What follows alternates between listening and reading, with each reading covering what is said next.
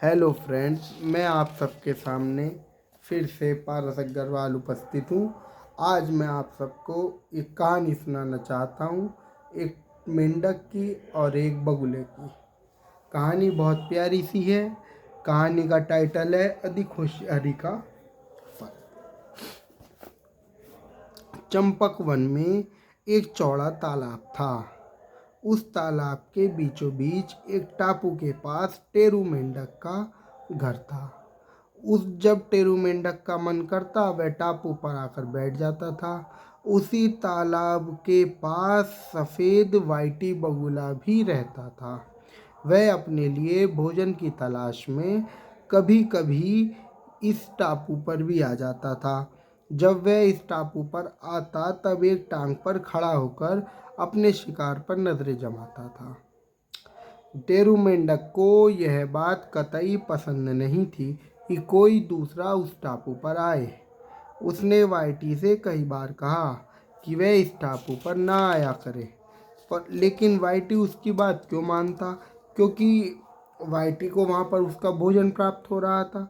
एक दिन वाइटी बगुले ने टेरू मेंढक से साफ साफ कह दिया, देखो टेरू, जितना अधिक इस टापू पर तुम्हारा है उतना ही हमारा है। मुझे यहाँ आने से तुम क्या कोई भी नहीं रोक सकता। और उसकी बात सही थी। कोई टापू उसका अकेले का तो था नहीं, वो तो सभी का था। टेरू को बहुत गुस्सा आया। अब उसने वाइटी को सबक सिखाने की ठान ली। अब जब भी वाइटी उस टापू पर आता, टेरू जोर जोर से टर टर की आवाज़ निकालता और आसपास की मछलियों को भगा दिया करता था। वाइटी बेचारा एक टांग पर खड़ा खड़ा थक जाता। टेरू की हरकत की वजह से उसे एक भी मछली नहीं मिल पाती। बहुत बड़ी दिक्कत हो गई थी।